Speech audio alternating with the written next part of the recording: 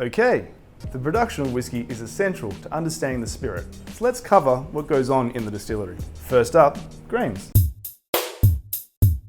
Everything starts with the grains. The ideal grains are ripe, dry, water content is a strong marker of quality and suitability, and hence price, and low in both protein and nitrogen. Some producers claim that just using one strand gives you the best flavour, but most use a blend of varieties. Malting. Whiskey production begins by germinating barley grain in a process known as malting. This requires immersing the barley in water to encourage the grain to sprout, then drying the barley to halt the progress when the sprouting begins. Next up, we have milling. First part of the production process. Whether any grain is first malted or not, it is to grind the grains down in order to better extract flavour and starches. Each different grain would have a specific grind level. The milled grain is referred to as grist. Mashing. After milling, the grains are cooked and mixed with water to form a mash. The mashing process is an essential step as it creates the sugars that will allow the fermentation process to be successful. Fermentation.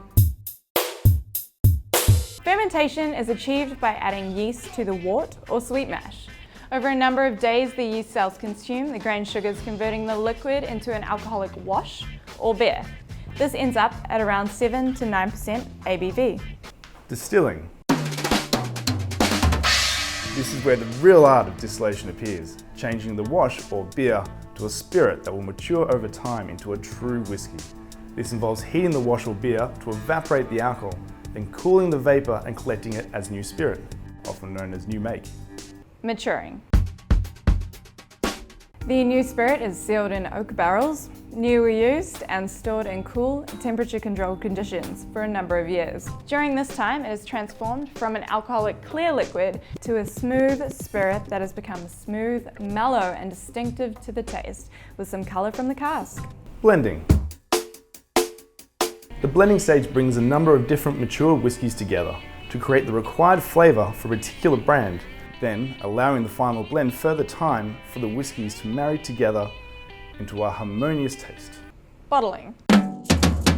Bottling is the last step in the process. The mature whiskey is reduced with water to the required percentage of alcoholic strength for bottling. This must be 40% ABV or higher to be a Scotch whiskey.